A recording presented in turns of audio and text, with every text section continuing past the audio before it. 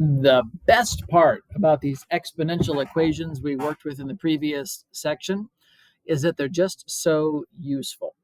If you're studying a science, if you are studying demographics, meaning studying people, if you are looking at anything related to economics, finance, money in general, anything that involves percentages of change, these exponential equations will show up all over the place.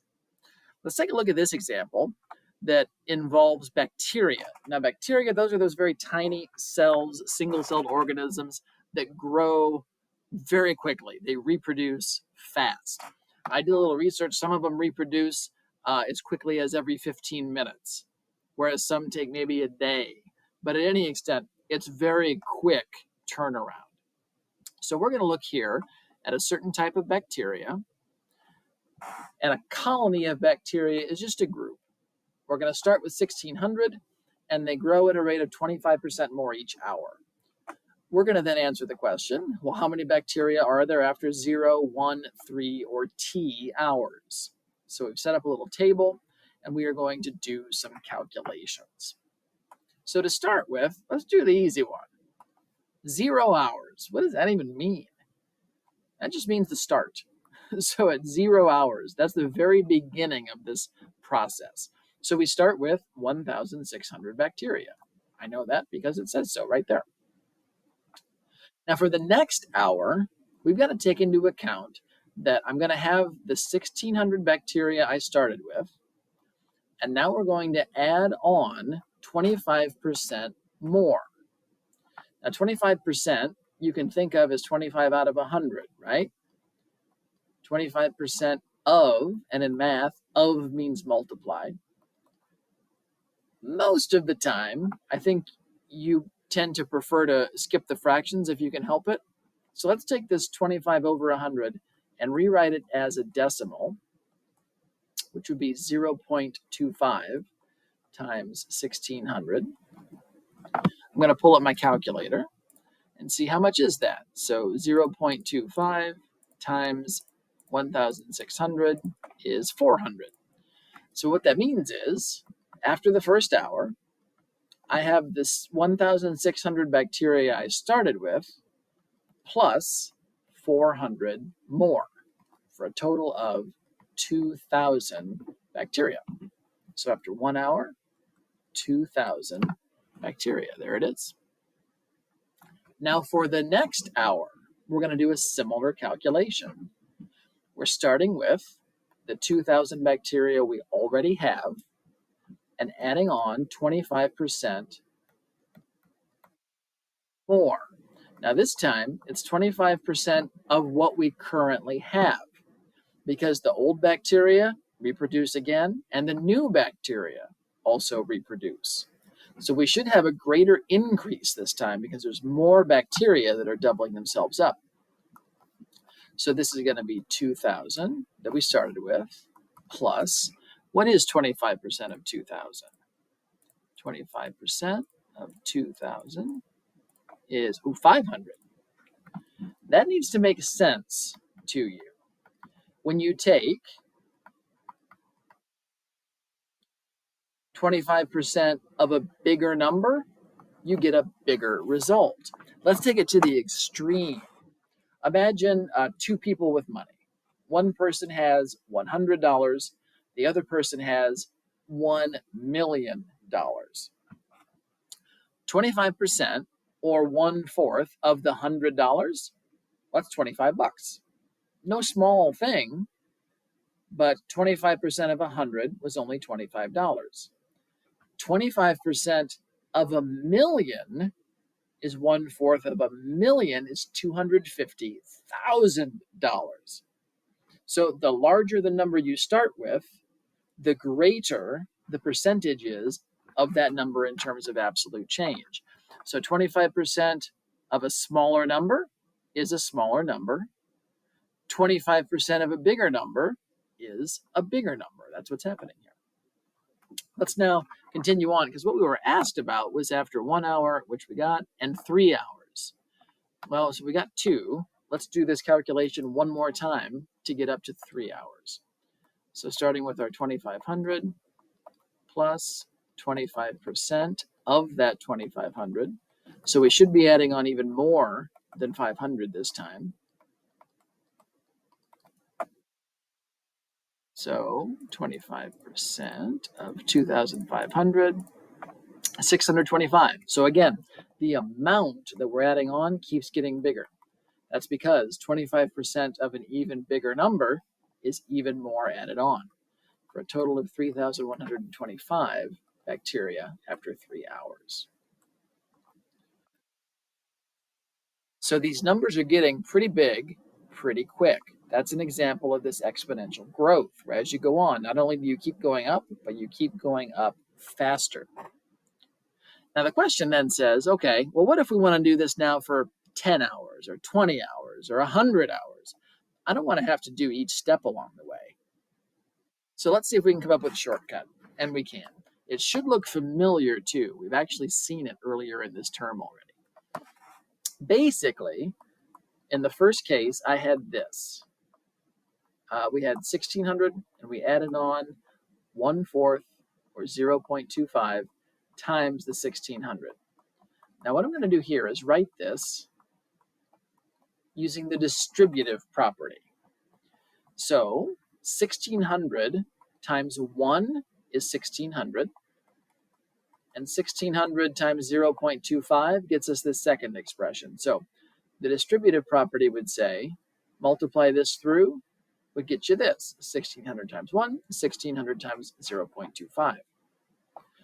But let's put these together in the parentheses. 1 plus 0.25 is just 1.25. Now this should be equal to 2,000 if we've done things right. So let's just check it real quick. 1,600 times 1.25 is in fact 2,000. Nice. Now for the second calculation, we can do something very similar. So this time we started with 2,000, but you can do the same sort of distributive property trick. So I would end up with, for my second calculation here, 2,000 times 1.25. That should get me this 2,500 number. Let's just make sure that it does. 2,000 times 1.25. Is that 2,500? Sure enough, it is. But wait a minute. The way I got this 2,000 was by doing this green calculation right here. So if I wanted to, couldn't I write this as 1,600 times 1.25? This gets me that. And then there's times another 1.25, which is really 1,600 times 1.25 to the second power. Let's just check it. Is this in red here at the bottom equal to 2,500? Let's check. Times 1.25 to the second power. Sure enough, it is. And just like that, I think we found a little bit of a shortcut. I'm just going to do this same trick again. Multiply by another 1.25. That should get me to 3,125. So come back here. I'm going to change the exponent from a 2 to a 3. And sure enough, we get that 3,125.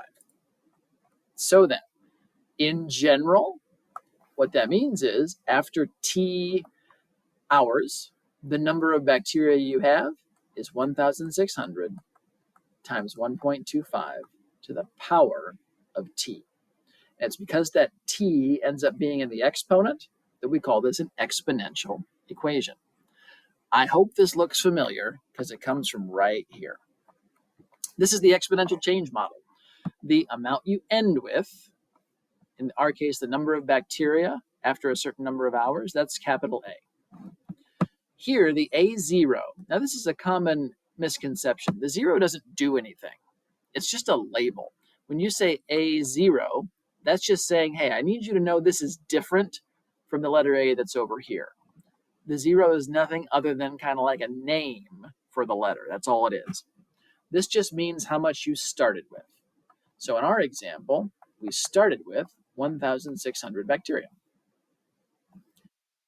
then 1 plus, so this is saying we're going to keep everything we had and add on a little bit more.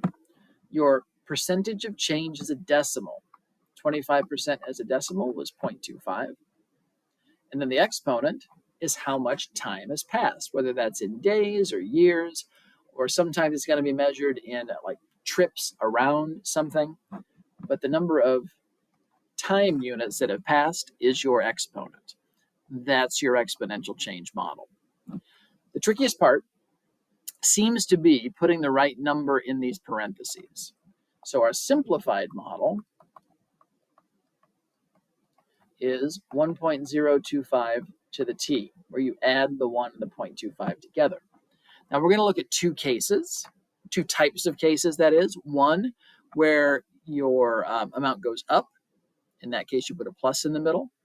And another where the amount goes down, in which case you put a minus in the middle. Let's now take a look and review how to calculate these multipliers. Because you've got two choices. I'm going to show you both. You pick whichever one you want, and then I'm going to show you the one that I'll probably use most of the time. So as it's written here, this says start with 1. We have a decrease in this example, so I'm going to put a minus instead of a plus. R is then your percent change as a decimal. So take this percentage, move the decimal backward 2 spaces. You get 0.034. I'm going to use my calculator for that subtraction. So 1 minus 0.034 leaves us with 0.966. Okay, awesome. If you like this, if this makes sense to you, do it this way. Start with 1, plus or minus, depending on the case. Turn the percent into a decimal right away, and then do that addition or subtraction. Here's method 2, which seemed to be the method that many of you preferred.